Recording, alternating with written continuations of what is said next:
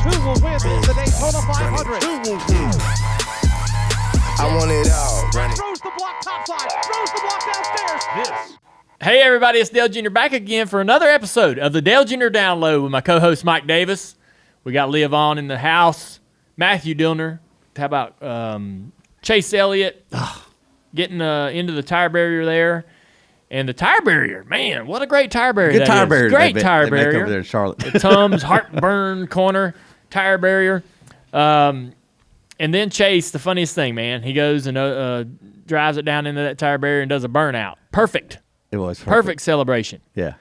And that's perfect. Chase Elliott. So remember, like a year and a half ago, Chase Elliott was just the hardest interview to listen to. So hard on himself. Yeah. So hard. I got to do better. I ran second. I'm awful.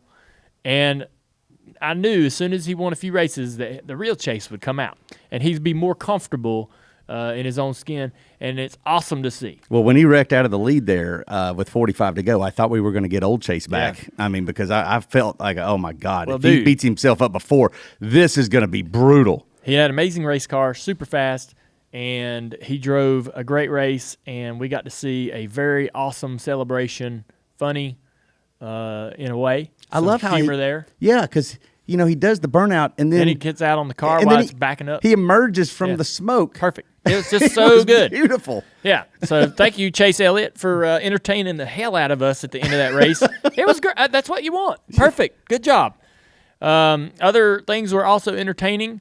Bubba Wallace and Alex Bowman. So we didn't really get to see exactly why Bubba was mad at Alex while he's flipping him off. So apparently, you see Bubba get spun out in the back straightaway wall. Alex took him out, put him in the fence. Alex said that Bubba was flipping him off that whole lap. Well, for 3 laps, he said. Whatever. I don't know what Bubba was flipping him off for. Bubba could probably tell us that if we got a chance to talk to him. He may tell the media at some point why he was aggravated with Alex in doing that. But it sent Alex over the edge. And me and Burton had a little conversation about that. Flipping somebody the bird for some reason is a massive trigger for some guys. Really? Yes. So if you're driving down the street and you get flipped off, could you imagine anything more intensifying as far as your anger? Could you imagine anything that a driver could do on the highway that would make you more angry than to get a bird? I can't. Well, yeah. It happens so much to me that Does it? All right. Well, imagine if you're driving to lunch and somebody flipped you off. That's what I'm saying. No, Wouldn't you be so mad? To the point that I would go wreck them. Well, this is the highway. Okay, maybe this is a bad analogy. I shouldn't have asked you. So, what would you think? What would I think? Anybody? So the question that he has is flipping the bird the worst thing that can happen on a highway? No. No. You got another one? I get the bird flipped to me all the time, like Mike, and Thank you. if somebody cuts me off, then we're on.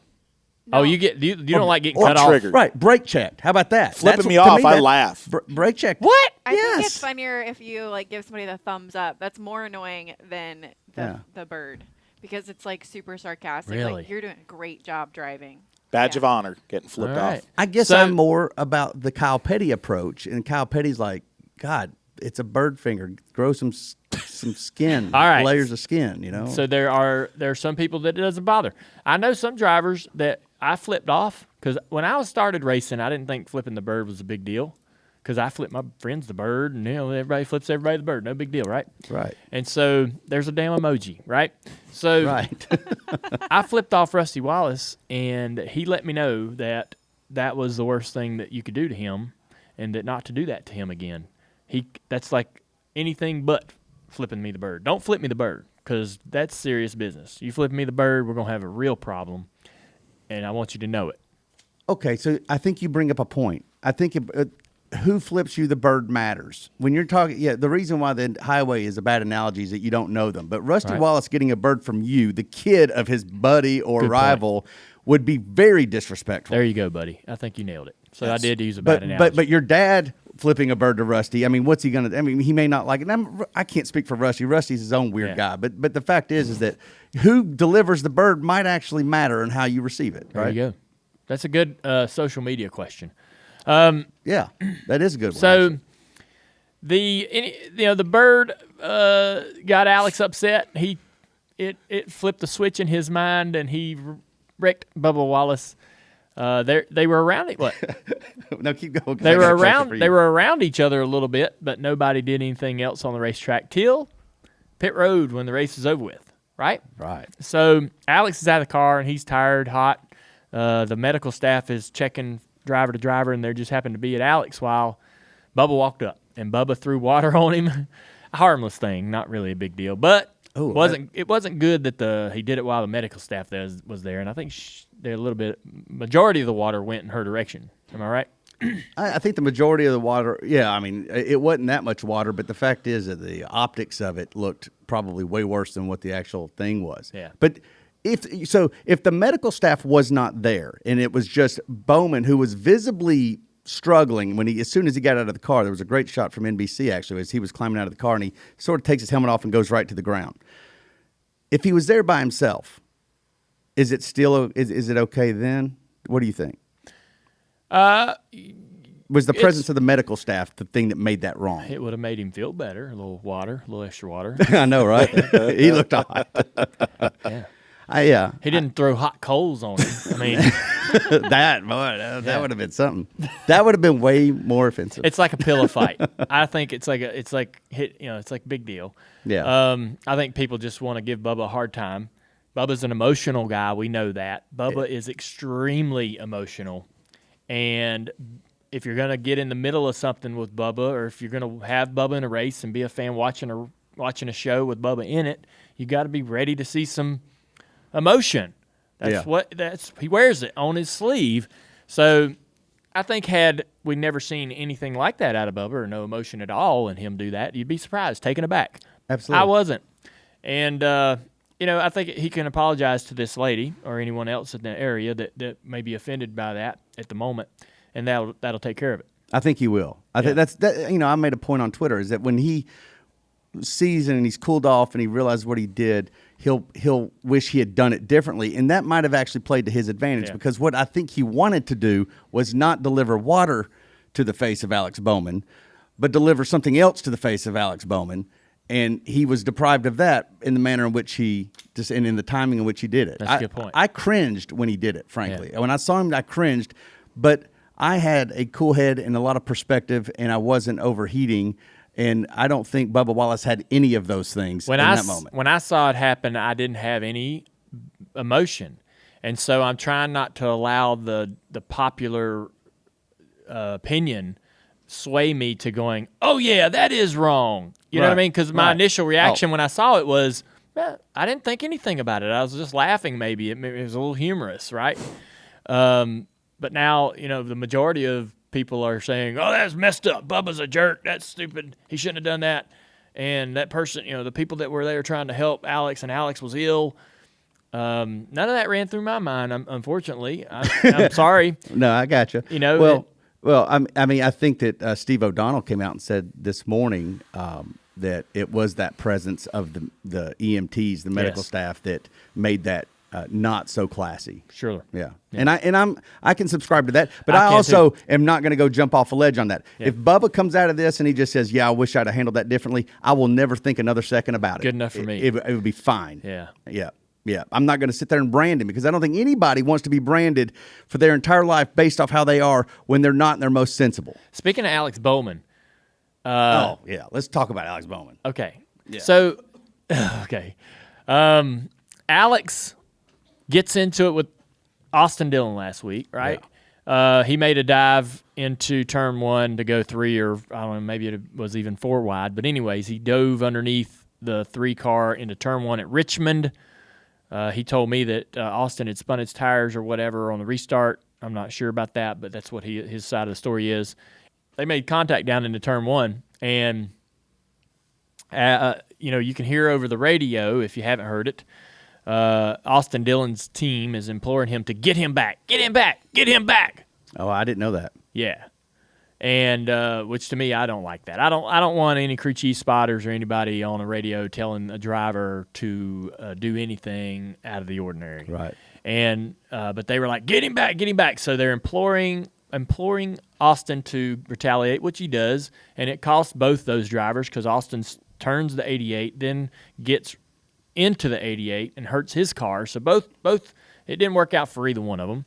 It rarely does. And then they go into the media. Alex, says, I don't take back anything I said about him being a silver spoon, and I'm not going to have to worry about racing around him anyways in this race.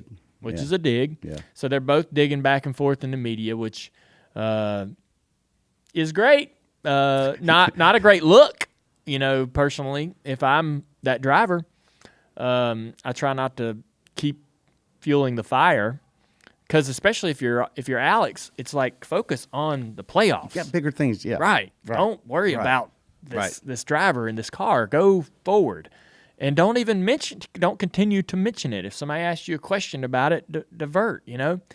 And he gets in. Okay, so Alex messes up in practice. Final practice, 30 minutes to go. Backs his car into the tire barrier, and I'm like, God, what's going on? He qualified on the front row. They had to try to get stage points. They were in great position, like their teammate, William Byron, to get top 10 points, some points somewhere in the top 10 in that first stage, and that was going to set them up for a pretty good day, and to continue to do that throughout the stages. And so now that he's going to a backup car, he can't do that. He has to start in the back. Stage 1 points are not an option. He almost still actually came close to getting some, but anyways. He has to now look for stage 2 points, figure out how to position himself to get toward the front in that particular part of the race, and yet, again, finish well. So he's got a very challenging task for his crew to manage as far as strategy goes. He's got a backup car that didn't have a lot of speed at the start of the race, and now he's out there wrecking Bubba Wallace. Right? After he had spun out himself, yeah. Yeah, so he got in a couple altercations on the racetrack. I think the one in turn one, not really his doing. He was kind of one of the dominoes in that crash. Right. But he spun on the front straight or the back straightaway at the start of the race. Misjudged how much checking up there was going to be going into that first chicane. Right. And it's just a mistake on his part there for sure. But then later in the race, here he is, like when his mind should be on, I got to help my team. I got to help. I don't. It's easy for me to say in the moment here. I'm not in the car in the heat of the moment. But here he is, similar to messing around with Austin Dillon. Now his mind's on Bubba Wallace. And why is that, right? He's trying to get into the next round of the playoffs. And I was so frustrated personally with that because I'm thinking, man, this is the wrong spotlight to be in. If you're not going to make it into the next round, you damn sure don't want to be in the media or in the highlights for this. Right. All right.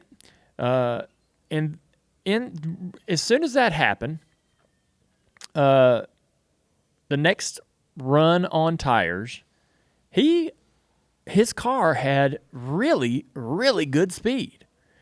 I wasn't driving the car, Alex was, but it didn't appear to have great speed all day long. He couldn't pass anybody, he couldn't move forward. But then somewhere in the middle of that stage, that final stage, Greg and those guys gave him an incredibly fast car, and he was driving up through guys and passing guys and moving forward. And then that presented an opportunity to come get tires and put himself with an advantage on tires and a restart. I don't know where he was, 12th or 8th or something like that, but very close to the top 10. And I'm thinking, all right, time to mention this. So we're coming to a restart, and I said, guys, look where Alex Bowman is. He's got tires. He's had great speed over the last run. This is pretty interesting.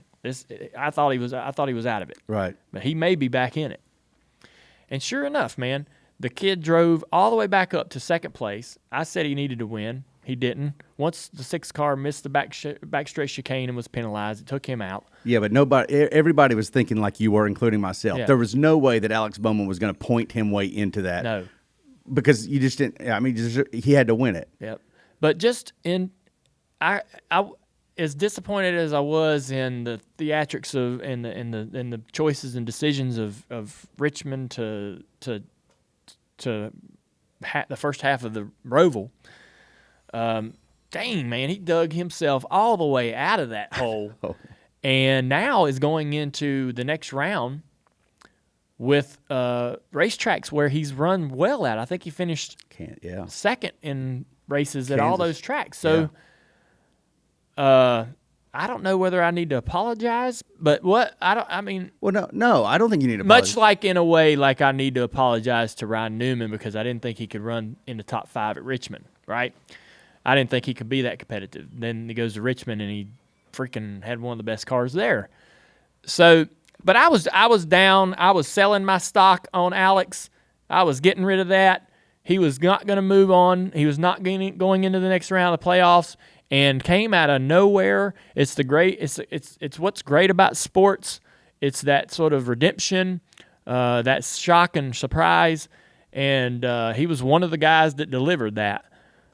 So I know that I have a history with that team. You can say what you want about how I cover that particular race car driver or that team, but he was part of the story, and he's still part of the story. Impressive job by Alex. I want it all.